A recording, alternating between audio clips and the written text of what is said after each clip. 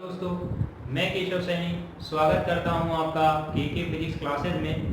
पिछली क्लास में हमने बीएससी सेकेंड ईयर व बीएससी बीएड सेकेंड ईयर के सिलेबस के बारे में देखा था और आपको बताया था कि आपके 3 पेपर कौन कौन से थे। एक तो पहला था थर्मोडायनेमिक्स एंड स्टैटिकल फिजिक्स, दूसरा था मैथमेटिकल फिजिक्स और जो तीसरा था वो था electronics and solid state device. तो हम सबसे पहले आज पेपर 3 स्टार्ट कर रहे हैं जो आपका इलेक्ट्रॉनिक्स है। उसके बारे में मैंने आपको बताया हुआ था कि जो 4 यूनिट हैं उनमें 8 चैप्टर किस प्रकार से डिवाइडेशन किए गए हैं। तो सबसे पहले हम फर्स्ट यूनिट को स्टार्ट कर रहे हैं जिसमें 2 लेसन नंबर फर्स्ट और लेसन 2 जिनके नाम सर्किट एनालिसिस एंड सेमीकंडक्टर। तो सबसे पहले सर्किट एनालिसिस को हम देखते हैं। तो आइए शुरू करते हैं, लेट्स बिगिन।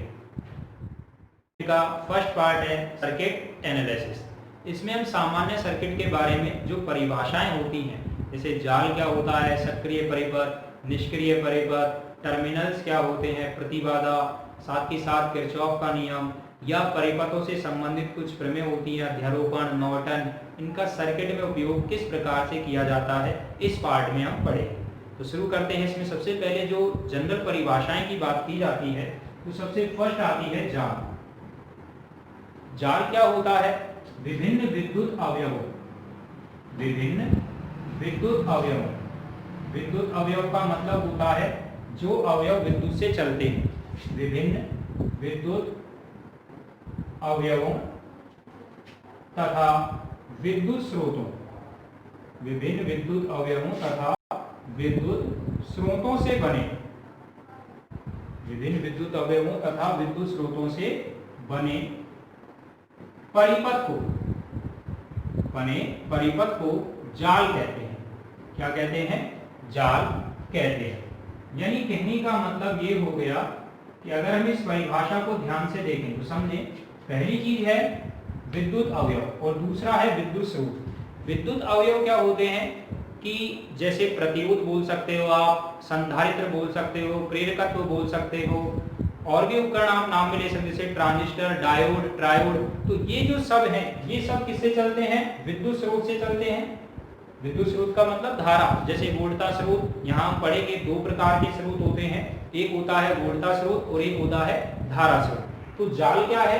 विभिन्न विद्युत अवयवों, यानी कोई परिपथ है और उस परिपथ में बहुत सारे प्रतिरोध लगे हुए हैं, संधारित्र लगे हुए हैं या प्रेरकत्व लगे हुए हैं, और भी लगा सकते हैं जैसे ट्रांजिस्टर वगैरह लगे हुए हैं, और उनके साथ क्या जुड़ी हुई है? कोई बैटरी वगैरह। यदि विद्युत का कोई स्रोत जुड़ा हुआ है, बैटरी या सेल जैसे बोल सकते हो, सक्रिय बैटरी या सेल जुड़ा हुआ है। अब वे 2 प्रकार के होते हैं, धारा स्रोत होता है और एक वोल्टा स्रोत, उसके बारे में भी हम पढ़ेंगे।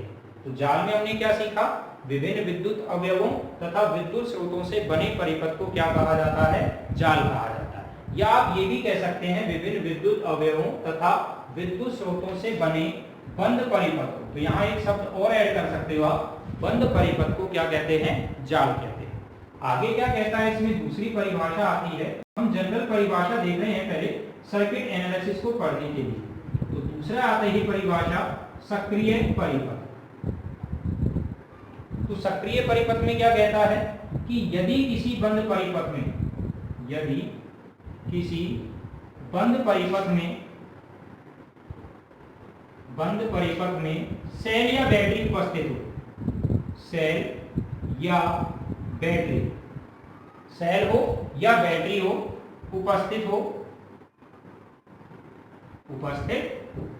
तो यानी कहने का मतलब सक्रिय परिपथ वो परिपथ कहलाता है जिसमें कोई सेल या बैटरी उपस्थित हो।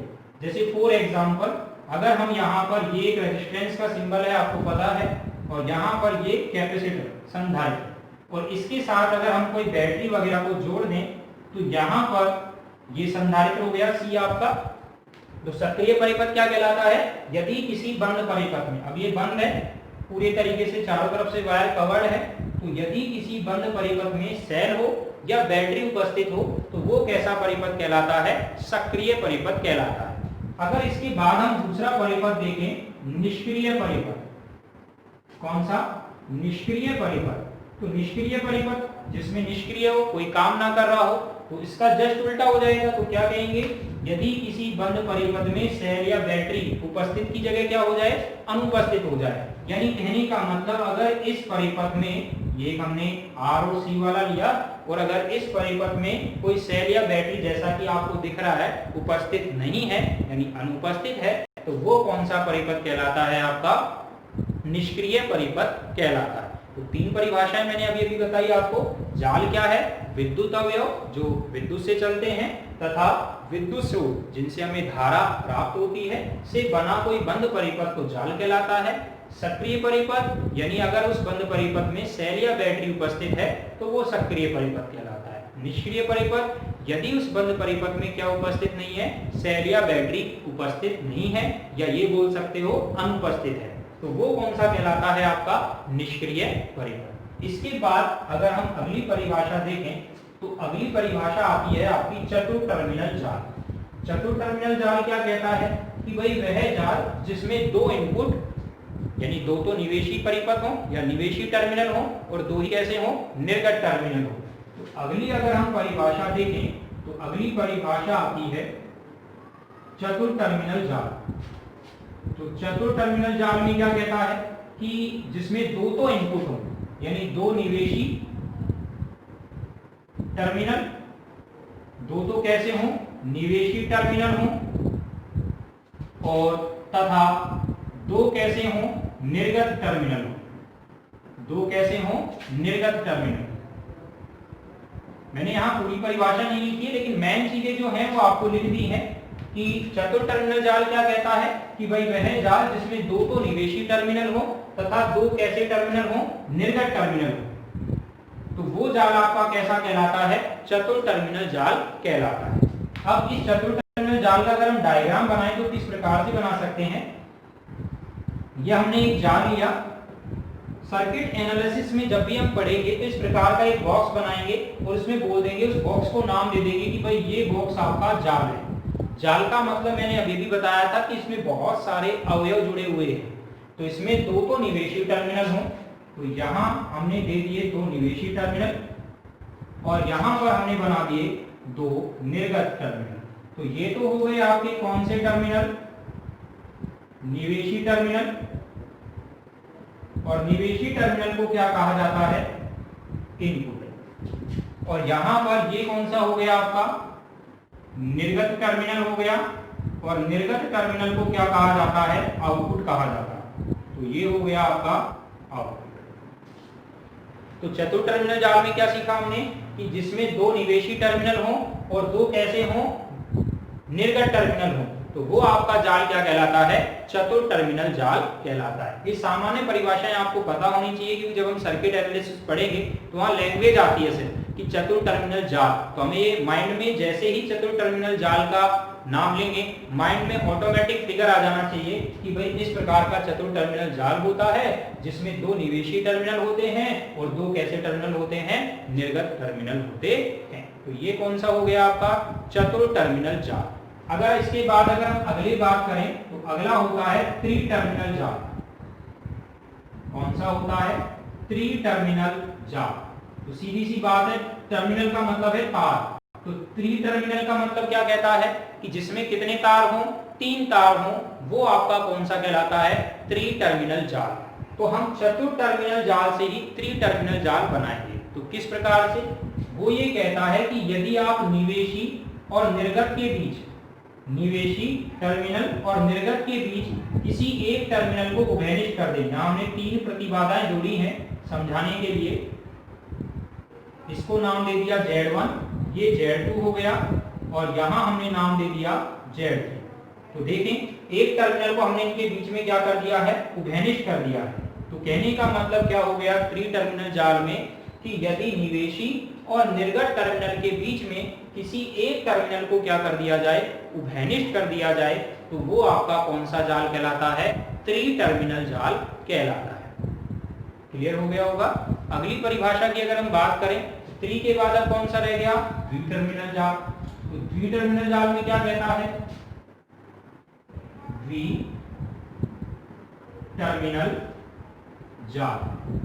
तो द्वि-टर्मिनल जाल में क्या कहता है वो आपसे? द्वि-टर्मिनल जाल। तो द्वि-टर्मिनल जाल में क्या कहता है? कितने टर्मिनल होने चाहिए? दो टर्मिनल। तो दो टर्मिनल, लेकिन हमारे पास तो कितने टर्मिनल हैं? चार टर्मिनल हैं।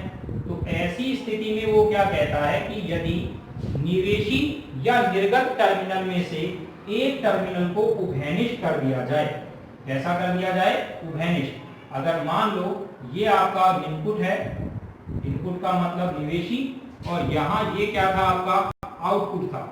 अगर इस आउटपुट को क्या कर दिया जाए, उभयनिष्ठ कर दिया जाए, जोड़ दिया जाए, भू संपर्कित कर दिया जाए, तो ये जो है आउटपुट टर्मिनल, तो ये या तो निवेशी को कर दो या निर्गत टर्मिनल को कर दो, तो ऐसी स्थिति में आपके पास सिर्फ कितने टर्मिनल रह जाएंगे, 2 टर्मिनल रह जाएंगे। तो इसलिए इसे बोला जाता है द्विटर्मिनल जाल। एक बार फिर बता देते हैं इसमें हम, तो द्विटर्मिनल जाल में क्या करना होता है कि यदि निवेशी या निर्गत, क्योंकि हमें पता है निवेशी टर्मिनल में भी 2 इनपुट हैं, 2 तार हैं, और जो आपका आउटपुट है उसमें भी 2 है। तो क्या कहता है आपसे कि यदि या तो आउटपुट वाले को या इनपुट वाले को, ये आउटपुट वाले यानी निवेशी टर्मिनल को या जो आपका निर्गत टर्मिनल है उनको क्या कर दिया जाए, जोड़ दिया जाए, भू संपर्कित कर दिया जाए, तो बचा हुआ जाल आपका कौन सा जाल कहलाता है, द्विटर्मिनल जाल कहलाता है। तो ये परिभाषाएं होंगी द्विटर्मिनल जाल की। आगे हम बात करते हैं, इसके बाद नेक्स्ट परिभाषा आती है विद्युत स्रोत। विद्युत स्रोत का मतलब जो परिपथ में जिसका प्रवाह करते हैं, विद्युत का प्रवाह करते हैं, वो हमारे विद्युत स्रोत कहलाते हैं। तो अगर हम नेक्स्ट परिभाषा की बात करें, तो जो नेक्स्ट परिभाषा आती है वो आती है विद्युत स्रोत। विद्युत स्रोत, अब विद्युत स्रोत के बारे में क्या कहता है कि भाई जो विद्युत स्रोत है वो कितने प्रकार के होते हैं, 2 प्रकार। तो हम इसमें लिख सकते हैं कि विद्युत स्रोत 2 प्रकार के होते हैं, 2 प्रकार के होते हैं। तो विद्युत स्रोत कितने प्रकार के होते हैं, 2 प्रकार के होते हैं, ठीक है। तो नंबर 1 पहला जो आता है विद्युत स्रोत, वो आता है आपका वोल्ट का स्रोत। कौन सा, वोल्ट का स्रोत। और जो दूसरा आता है वो आता है धारा स्रोत।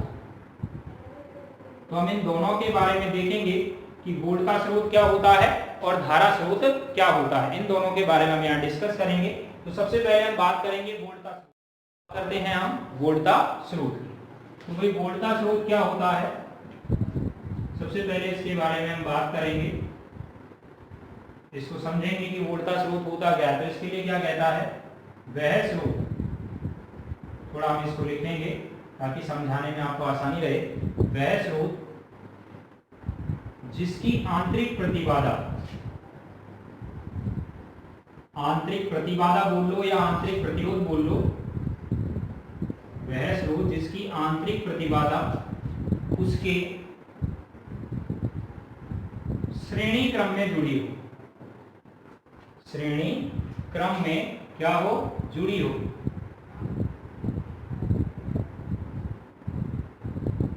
तो क्या कहता है, यानी वह स्रोत जिसकी आंतरिक प्रतिबाधा उसके कौन से क्रम में जुड़े हो, श्रेणी क्रम में। आपने पढ़ा होगा श्रेणी क्रम और समांतर क्रम। तो वो स्रोत आपका कौन सा स्रोत कहलाता है, वोल्ट का स्रोत। तो इसको हम एक चित्र के द्वारा समझाएंगे आपको।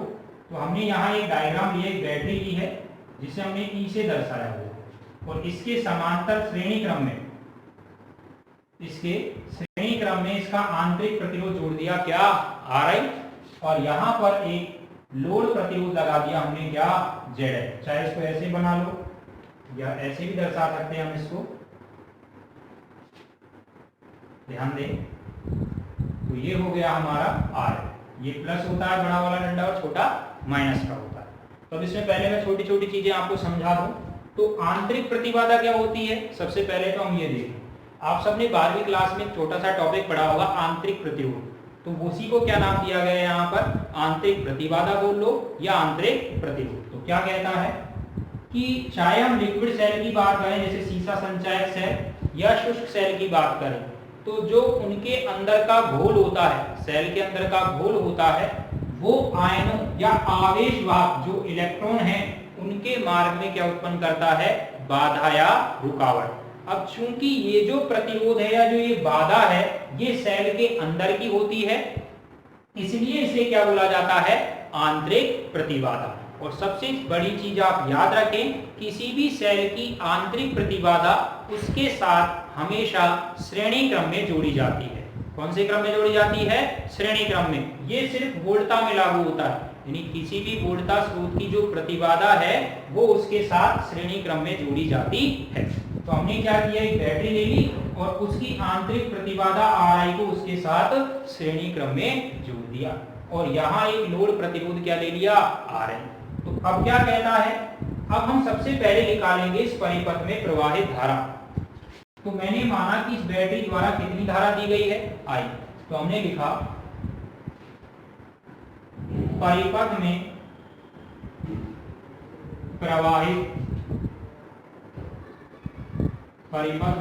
प्रवाहित धारा। तो कैसे निकाली जाती है धारा? आप सबने एक ओम का नियम सिंपल सा पढ़ा है, I बराबर या V बराबर IR। तो I बराबर क्या होता है, V बटे R, यानी वोल्टेज बटे में प्रतिरोध। तो ध्यान दें कैसे निकलेंगे, अगर यहाँ I हो गया, उसके बाद हम बात करें V की जगह यहाँ पर कितनी वोल्टता है, E चल रहा है बटे, और उसके बाद आएगा R होता है उस परिपथ का तुल्य प्रतिरोध। ध्यान से देखें Ri और RL दोनों कौन से क्रम में जुड़े हुए हैं, श्रेणी क्रम में। तो श्रेणी क्रम में कुल प्रतिरोध क्या बनेगा, Ri प्लस RL। इसे हमने नाम दे दिया समीकरण नंबर 1।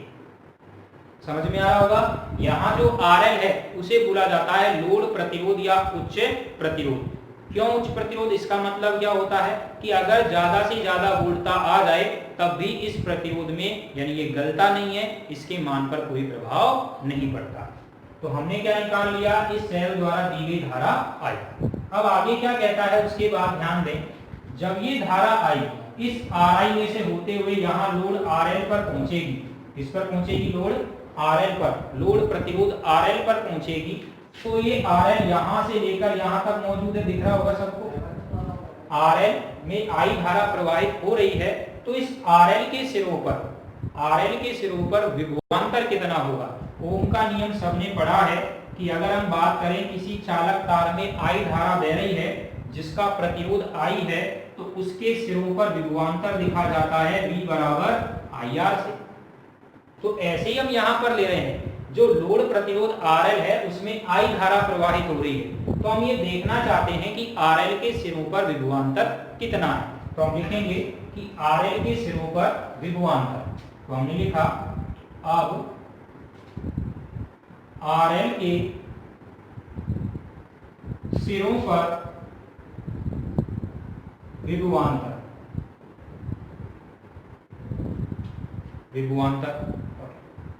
या ऐसे लिख सकते हो RL के सिरों पर विभव, विभवांतर ही लिखो, ठीक है। तो RL के सिरों पर क्या लिखेंगे हम, विभवांतर। तो वो कैसे लिखा जाता है, V बराबर IR ओम के नियम से। तो ध्यान दें इसको कैसे चेंज करेंगे, तो धारा तो I बह रही है, लेकिन जो प्रतिरोध है वो R ना होकर क्या है, RL। मैंने माना इस RL पर जो विभवांतर है वो V है। धारा कितनी बह रही है, I, और ओम के नियम में R की जगह यहाँ प्रतिरोध कितना है, RL। तो समीकरण 1 से वैल्यू रख दी मैंने, तो समीकरण 1 से, तो हमने जब मान रखा समीकरण 1 से, तो क्या मिला, E upon RI plus RL, और गुणा में, या इसको ऐसे लिख सकते हैं, ऐसे ना लगाकर ब्रैकेट ना लगाएं तो आप इसको सिंपल भी लिख सकते हैं। सिंपल कैसे लिखेंगे, ERL, और ये हो जाएगा RI प्लस RL, समीकरण नंबर 2। तो ये समझ में आ गया आपको, RL के सिरों पर हमने विभवांतर लिख लिया। अब क्या कहता है कि ये जो वोल्टता स्रोत है ये दो प्रकार के होते हैं। कौन कौन से, एक होता है वास्तविक वोल्टता स्रोत, एक होता है आदर्श वोल्टता स्रोत। तो ये जो वोल्टेज का समीकरण आया है, इस वोल्टेज के समीकरण को बोला जाता है वास्तविक वोल्टता स्रोत। कौन सा, वास्तविक वोल्टता स्रोत, यानी इस जो वोल्टेज का जो समीकरण नंबर 2 आया है इसे बोला जाता है वास्तविक वोल्टता स्रोत। अब आदर्श वोल्टता स्रोत क्या होता है, एक दूसरा वोल्टता स्रोत आता है आदर्श वोल्टता स्रोत। तो ये जो आदर्श वोल्टता स्रोत है ये क्या है, आदर्श वोल्टता स्रोत। आदर्श वोल्टता स्रोत में क्या कहता है कि हमने RL के सिरों पर विभवांतर नापा V, RL के सिरों पर विभवांतर कितना नापा, V, और यहाँ बैटरी का विद्युत वाहक बल कितना है या विभवांतर कितना है, E। अगर RL के सिरों पर विभवांतर इस E यानी जो बैटरी है इसके विभवांतर के क्या हो जाए, बराबर हो जाए, तो उसे बोला जाता है आदर्श वोल्टा स्रोत। लेकिन ये आदर्श वोल्टा स्रोत यानी जो ये V है RL के सिरों पर विभवांतर, ये E के बराबर कब आएगा, जब हम समीकरण 2 में Ri बराबर कितना पुट कर दें, 0। तो अगर हम यहां लिखें समीकरण 2 में Ri बराबर 0 रखने पर, तो अगर हम समीकरण 2 में Ri बराबर 0 रख देते हैं तो ऐसी स्थिति में क्या आएगा, V बराबर E RL, और Ri की वैल्यू 0 हो जाएगी तो यहाँ RL हो जाएगा, तो V बराबर E RL बटे RL, तो RL से RL कट गया, तो यहाँ मिला V बराबर कितना, E। ये समीकरण नंबर 3। तो क्या स्पष्ट हो रहा है यहाँ पर, तो ये तो हो गया वास्तविक वोल्टा स्रोत, जितनी भी वोल्टेज इस धारा के कारण इस परिपथ में बन रही है। ये है आदर्श वोल्टा स्रोत। आदर्श वोल्टा स्रोत में क्या कहता है कि जब Ri बराबर 0 होता है, और Ri बराबर 0 का मतलब क्या है, सेल का आंतरिक प्रतिरोध का शून्य होना। तो कहने का मतलब आदर्श वोल्टा स्रोत वे वोल्टा स्रोत होते हैं जिनकी आंतरिक प्रतिबाधा का मान क्या होता है, शून्य होता है। तो दो परिभाषाएं निकली हमारे पास, एक वास्तविक वोल्टा स्रोत यानी जब वोल्टा स्रोत के साथ उसका आंतरिक प्रतिरोध या आंतरिक प्रतिबाधा श्रेणी क्रम में जुड़ी हो, तो जो वोल्टता हमें प्राप्त होती है उसे बोला जाता है वास्तविक वोल्टा स्रोत।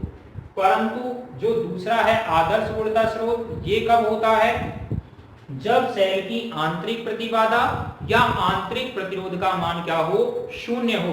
तो ऐसी स्थिति में जो हमें वोल्टेज होती है, जो हमारी वोल्टा स्रोत होता है, वो कौन सा होता है, आदर्श वोल्टा स्रोत। तो हमने क्या किया, एक बार फिर देख लें। तो हमने क्या किया, एक बैटरी ली, उसके साथ श्रेणी क्रम में उसका आंतरिक प्रतिरोध या प्रतिबाधा जोड़ दिया, जिसे हमने क्या नाम दे दिया, वोल्टा स्रोत। अब उसके बाद क्या कहता है, सबसे पहले हमने परिपथ में प्रवाहित धारा निकाली इस बैटरी के कारण। आगे जब ये धारा आई RL पर जाएगी तो RL के सिरों पर विभवांतर ओम के नियम से V बराबर I और R की जगह R है। तो हमने समीकरण 1 से हमने I की वैल्यू रख दी। तो ये हो गया हमारा वास्तविक वोल्टा स्रोत।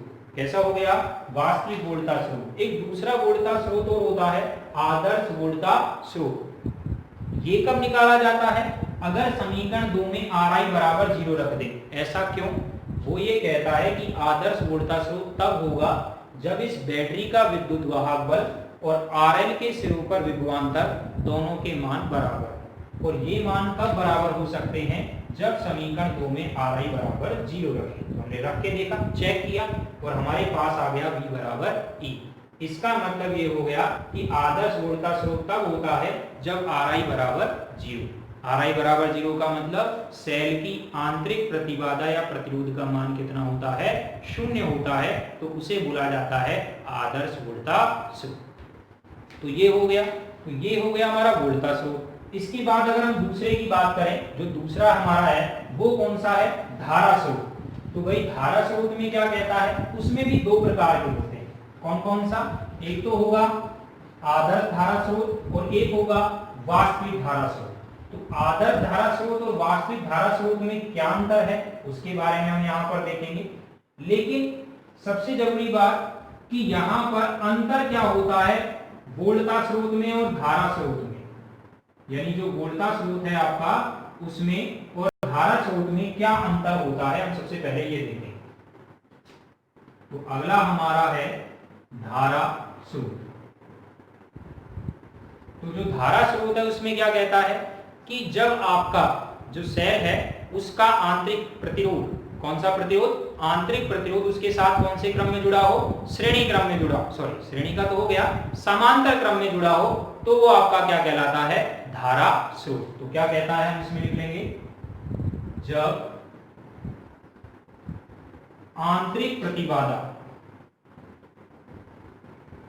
जब आंतरिक प्रतिबाधा कौन से क्रम में, समांतर क्रम में हो, समांतर क्रम में जुड़ी हो, तो जो आंतरिक प्रतिबाधा है वो कौन से क्रम में जुड़ी हो, समांतर क्रम में जुड़ी हो, तो उसे क्यों क्या बोला जाता है, धारा स्रोत। देखिए इसके लिए क्या डायग्राम बनाएंगे अगर हम, तो यहां पर हमने जो इसका आंतरिक प्रतिरोध है जिसे हमने क्या माना था, वापस वही Ri मानेंगे। क्या मानेंगे उसे, Ri। कुछ किताबों में उसे Z से भी लिखा हुआ है तो उससे कोई फर्क नहीं पड़ता। तो यहां हमने इसको धारा स्रोत का सिंबल ले लिया और यहां वही लोड प्रतिरोध क्या दर्शा दिया, Ri।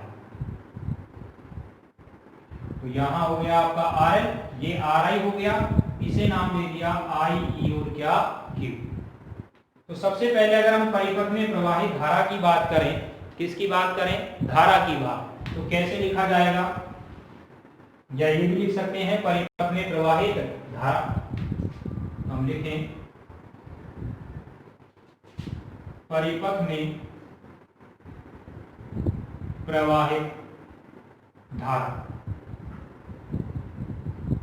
तो क्या कहता है इसके लिए, अब परिपथ में प्रवाहित धारा के लिए एक फॉर्मूला होता है I बराबर V बटे R, ओम का नियम।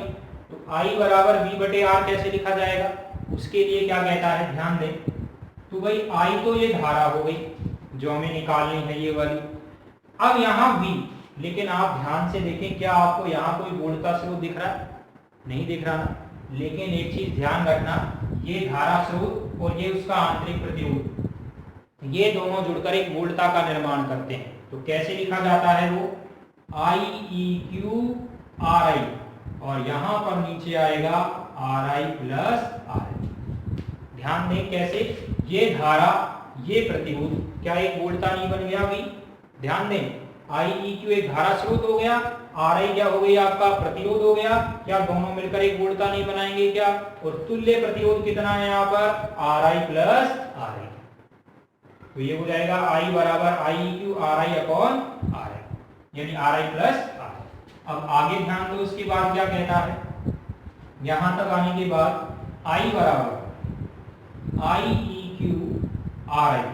अब यहां से मैंने RI को कॉमन ले लिया नीचे वाले पद में से, तो 1 प्लस RL अपॉन क्या बचा, RI। RI से क्या कट गया, RI कट गया। तो आपके पास जो I मिला वो क्या मिला, IEQ बटे 1 प्लस RL अपॉन RI। ठीक है। अब क्या कहता है, यहां पर भी वही दो प्रकार के स्रोत चलेंगे, धारा स्रोत। तो नंबर 1 जो आता है वो कौन सा आता है आपका, आदर्श धारा स्रोत। आदर्श धारा स्रोत।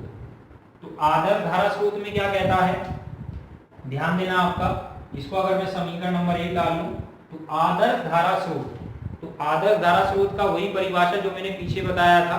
वहां क्या बताया था कि जो आपका विद्युत वाहक बल E है और RL के सिरों पर विभवांतर अगर बराबर हो जाए तो उसे कौन सी वोल्टता बोला जाता है, आदर्श वोल्टता स्रोत बोला जाता है। तो सेम स्थिति यहाँ पर कह रहा है कि यदि ये IEQ और ये जो धारा I है, अगर इन दोनों के मान इक्विवेलेंट हो जाएं कि धारा के मान में किसी प्रकार की हानि ना हो, तो ऐसी स्थिति में वो आदर्श धारा स्रोत कहलाता है। तो इसके लिए क्या कहता है, यदि हम समीकरण 2 में, ध्यान दें, समीकरण 2 में RI बराबर कितना, अनंत, यदि समीकरण 2 में RI बराबर अनंत क्या कर दें, रख दें, तब क्या मिलेगा, ध्यान दें, I बराबर IEQ बटे 1 प्लस RL अपॉन अनंत, और 1 बटा अनंत कितना होता है, 0। तो यहां मिलेगा IEQ 1 प्लस 0, और 1 प्लस 0 1, तो I बराबर क्या मिला, IEQ। तो ध्यान दे रहा है आपको, जो दी गई धारा है और जो धारा स्रोत की धारा है, उन दोनों का मान इक्विवेलेंट आ रहा है, यानी धारा के मान में किसी प्रकार की कोई हानि नहीं हो रही है। तो ऐसा स्रोत क्या कहलाता है, आदर्श धारा स्रोत कहलाता है। दूसरा आता है हमारा वास्तविक धारा स्रोत। तो वास्तविक धारा स्रोत के लिए धारा हम पहले निकाल चुके हैं, जो कि समीकरण 1 में है, I बराबर IEQ RI upon RI plus RL। या दूसरे लैंग्वेज में हम ये भी कह सकते हैं कि आदर्श धारा स्रोत में, समझना, RI का मान कितना आ रहा है, अनंत आ रहा है, कितना आ रहा है, अनंत। तो वास्तविक धारा स्रोत में क्या कहता है, अगर हम दूसरे की बात करें, दूसरा कौन सा, वास्तविक धारा स्रोत। अगर हम दूसरे की बात करें वास्तविक धारा स्रोत की, तो इसमें क्या कहता है कि यदि Ri is not equal to अनंत, यानी Ri की वैल्यू क्या ना हो, अनंत ना हो, तो ऐसी स्थिति में जो धारा स्रोत प्राप्त होगा आपको, वो कौन सा धारा स्रोत कहलाएगा, वास्तविक धारा स्रोत। तो यहाँ हमने क्या सीखा धारा स्रोत में, कि धारा स्रोत कैसे निकाला हमने, तो अगर आंतरिक प्रतिरोध उसके साथ समांतर क्रम में जुड़ा हो तो वो आपका धारा स्रोत कहलाता है। तो परिपथ में प्रवाहित धारा निकाली, तो हमने सबसे पहले Ri कॉमन लेकर और ये समीकरण नंबर 2 तैयार की है। अब दो परिभाषाएं चलती हैं आदर्श धारा स्रोत। तो क्या कहता है इसके लिए कि जब आंतरिक प्रतिबाधा का मान कितना हो, अनंत हो, आंतरिक प्रतिबाधा का मान कितना हो, अनंत हो, तो ऐसी स्थिति में परिपथ में किसी प्रकार की धारा का ह्रास नहीं होता है, क्योंकि हमने देखा I बराबर IEQ आता है। तो उसे क्या बोले जाता है, आदर्श धारा स्रोत कहा जाता है। जबकि वास्तविक धारा स्रोत क्या होगा कि जब Ri का मान कितना ना हो, अनंत ना हो, यानी कहने का मतलब अनंत के अलावा अगर कुछ भी हो आंतरिक प्रतिबाधा का मान, तो ऐसी स्थिति में उसे बोला जाएगा वास्तविक धारा स्रोत। क्लियर हो गया यहाँ तक। तो ये आपके धारा स्रोत हो गए दो प्रकार के, वोल्टा स्रोत और कौन सा, धारा स्रोत। अगला देखते हैं उसके बाद जो हमारी नेक्स्ट परिभाषा यानी जनरल इंट्रोडक्शन में जो चलता है सर्किट में, वो आता है रेखीय प्रतिबाधा। क्या आती है, रेखीय प्रतिबाधा। अब रेखीय प्रतिबाधा में क्या कहता है, उसको ध्यान दें हम। तो सबसे पहले आता है रेखीय प्रतिबाधा। रेखीय प्रतिबाधा, तो रेखीय प्रतिबाधा में क्या कहता है आपसे, इसमें ध्यान दें। रेखीय प्रतिबाधा कि भाई वो विद्युत अवयव जिनके लिए वोल्टा और धारा के मध्य ग्राफ सरल रेखा के रूप में प्राप्त होता है, या हम ये बोलें कि वे प्रतिबाधा जिनके लिए वोल्टा या धारा के मध्य ग्राफ सरल रेखा के रूप में प्राप्त होता है, एक सीधी रेखा के रूप में प्राप्त होता है, उन्हें रेखीय प्रतिबाधा कहते हैं। फॉर एग्जाम्पल प्रतिरोध, संधारित्र, प्रेरकत्व। आपको पता है ओम के नियम की अगर बात करें तो ओम के लिए V और I के मध्य जो ग्राफ आता है वो सरल रेखा में आता है, इसलिए वो कैसी प्रतिबाधा है, एक रेखीय प्रतिबाधा है। दूसरी अगर हम बात करें, दूसरी प्रतिबाधा आती है अरेखीय प्रतिबाधा। अरेखीय प्रतिबाधा, तो इस अरेखीय प्रतिबाधा में क्या कहता है कि जब वोल्टा और धारा के बीच में ग्राफ सरल रेखा के रूप में प्राप्त ना हो तो उसे अरेखीय प्रतिबाधा कहते हैं। आसान सा उदाहरण जो आपने पढ़ा है, ट्रांजिस्टर, डायोड, ट्रायोड, इन सब के लिए वोल्टा और धारा के बीच में ग्राफ सीधी रेखा के रूप में प्राप्त ना होकर एक वक्र के रूप में प्राप्त होता है, इसलिए इन्हें अरेखीय प्रतिबाधा कहा जाता है। यहां तक हो गया। अगली परिभाषा अगर हम देखें उसके बाद नेक्स्ट परिभाषा आती है द्विपार्श्विक प्रतिबाधा। द्विपार्श्विक प्रतिबाधा। द्विपार्श्विक प्रतिबाधा में क्या कहता है कि जैसे मान लो एक प्रतिरोध है, या अगर हम एक प्रेरकत्व की बात करें, आपको पता है ये तो R होता है और ये क्या होता है L। इसमें कोई प्लस माइनस के टर्मिनल होते हैं क्या, नहीं। तो कहने का मतलब द्विपार्श्विक प्रतिबाधा यानी वे प्रतिबाधाएं जिनमें धारा की दिशा बदलने पर भी उनके मान में कोई परिवर्तन नहीं होता। चाहे धारा इधर से भेज लो, कोई दिक्कत नहीं है, इधर से ना भेजकर अगर आप इधर से भेजते हैं तब भी कोई फर्क नहीं पड़ता। तो द्विपार्श्विक प्रतिबाधा क्या कहलाती है कि वे प्रतिबाधा जिनमें धारा की दिशा बदलने पर भी धारा के मान में कोई परिवर्तन नहीं होता, प्लस माइनस कुछ होता नहीं है। चाहे प्रतिरोध की बात करें, प्रेरकत्व की बात करें, या हम संधारित्र की बात करें, द्विपार्श्विक प्रतिबाधा कहते हैं। इसके बाद अगर हम बात करें और परिभाषाओं की, तो जाल मैंने आपको पढ़ा दिया है, सक्रिय निष्क्रिय परिपथ हो गया हमारा। टर्मिनल्स मैंने बता दिए तीन प्रकार के, चतुर टर्मिनल, त्रि टर्मिनल, और आपको बताया था द्विटर्मिनल। विद्युत स्रोत बता दिए दो प्रकार के, धारा स्रोत और कौन सा, वोल्टा स्रोत। उसके बाद मैंने आपको रेखीय प्रतिबाधा, अरेखीय प्रतिबाधा भी बता दी है, और द्विपार्श्विक प्रतिबाधा भी बताती है। अब इसके बाद अगर हम बात करें तो सबसे पहले परिभाषा आती है शाखा, ब्रांच। शाखा क्या होती है? कोई भी विद्युत परिपथ है उसका वह भाग, यानी विद्युत जाल है उसका वह भाग जिसमें धारा का मान नियत बना रहता है। क्या बना रहता है? नियत। जैसे अगर हम एक परिपथ बनाएं, एक जाल परिपथ बनाएं, ध्यान दें इसमें, अगर हम एक जाल परिपथ को बनाएं और इस जाल परिपथ में यहाँ पर एक जाल परिपथ बनाते समय अगर यहाँ पर हम एक सेल या बैटरी का प्रयोग करें तो क्या कहता है? यहाँ से जो धारा प्रवाहित होगी वो यहाँ से लेकर इस चालक तक, मैंने बिंदु बनाए हैं आपको, यहाँ से लेकर इस चालक तक धारा का मान क्या बना रहेगा? नियत बना रहेगा, जिसे हम क्या बोलते हैं? शाखा बोलते हैं। क्या बोलते हैं? शाखा। यानी कहने का मतलब किसी भी जाल का वह भाग जिसमें धारा का मान क्या बना रहता है? नियत बना रहता है, क्या कहलाती है? शाखा कहलाती है। उसके बाद अगर हम बात करें तो अगली परिभाषा आती है नोड या संधि, जंक्शन। इंग्लिश में से जंक्शन बोला जाता है यहाँ पर, नोड या संधि। तो इसमें क्या कहता है कि वह बिंदु जिस पर दो या दो से अधिक शाखा आकर मिलती हैं, या तो ये बोल सकते हो वह बिंदु जिस पर दो या दो से अधिक शाखा यानी ब्रांच आकर मिलती हैं, या दो या दो से अधिक चालक आकर मिलते हैं, उस बिंदु को क्या बोला जाता है? नोड या संधि। जैसे ये वाला बिंदु, यहाँ बिंदु दिख रहा है आपको, चालक नंबर 1 चालक तार 2 3, तो ये जो बिंदु है ये क्या कहलाता है? आपका नोड या संधि। जिस पर कहने का मतलब शाखा, कहने का मतलब दो या दो से अधिक शाखा आकर मिलती हो या दो या दो से अधिक चालक आकर मिलते हो, तो उस बिंदु को क्या कहा जाता है? आपका नोड या संधि। इसके बाद अगली परिभाषा आती है लूप। क्या आता है? लूप या पाश। लूप या पाश में क्या कहता है आपसे कि विभिन्न चालकों से बना हुआ एक बंद परिपथ होता है, विभिन्न चालकों से बना हुआ एक बंद परिपथ होता है, उस बंद परिपथ को क्या बोला जाता है? लूप या पाश।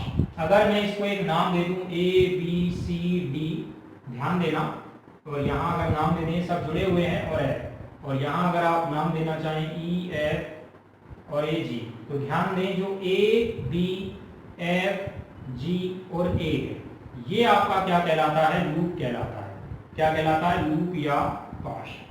एक चीज ध्यान रखना, लूप या पाश की ये खासियत होती है कि आप जिस बिंदु से चलना प्रारंभ करते हैं, जब तक आप उस बिंदु पर लौट कर नहीं आएंगे, लूप या पाश कंप्लीट या पूरा नहीं माना जाता है। जैसे इधर ध्यान दें, अगर मैं इस लूप के अकॉर्डिंग बात करूं तो मैं A से चला और यहाँ पर कौन से बिंदु पर पहुंचा? B पर पहुंचा। उसके बाद यहाँ कोई भी आपका प्रतिरोध जुड़ा नहीं है, यहाँ एक बैटरी जुड़ी हुई है आपकी, जिसे हमने क्या नाम दे सकते हो? आप E नाम दे सकते हो। तो यहाँ पर ये E हो गया, इसे G, इसे F। वैसे तो यहाँ F नाम देने की जरूरत नहीं है क्योंकि यहाँ पर कोई भी चालक जुड़ा हुआ नहीं है। तो अब ध्यान दें, अगर मैं A से लेकर B, A से लेकर B, B से लेकर F, B से लेकर F, और उसके बाद F से लेकर G हो गया, A से B, B से F, F से G। लेकिन अगर मैं G तक आकर यहीं छोड़ दूं तो क्या मैंने इसकी बात की है? नहीं। तो ध्यान दें, क्या ये बंद परिपथ बन चुका है? क्या नहीं बना हुआ है ना? तो ये क्या नहीं है? आपका लूप या पाश कंप्लीट नहीं है। लूप या पाश को जोड़ने के लिए आपको वापस लौटकर उसी बिंदु पर आना होगा जिस बिंदु से आप चलते हैं। तो कहने का मतलब A से B, B से F, F से G और G से A, तो ये आपका लूप या पाश कंप्लीट माना जाता है। यानी विभिन्न चालकों से बना जो बंद परिपथ होता है वो आपका क्या कहलाता है? लूप या पाश। लूप या जो पाश है उसे आप अपने तरीके से किसी भी प्रकार से ले सकते हैं। कोई जरूरी नहीं है कि आप उसे A से चालू करें, आप उसे B से भी चालू कर सकते हैं, F से, G से या A से, जिस बिंदु से चालू करना चाहें आप उसको चालू कर सकते हैं। तो ये मैंने आपको परिभाषाएं बताई है। आज के लिए हम इतना ही पढ़ेंगे। उसके बाद जनरल इंट्रोडक्शन, यानी कहने का मतलब जो सामान्य सर्किट के बारे में, शाखा क्या होती है, सक्रिय, निष्क्रिय, वो सब मैंने आपको बताया। नेक्स्ट क्लास में हम किरचॉफ के नियम के बारे में बात करेंगे। Thank you.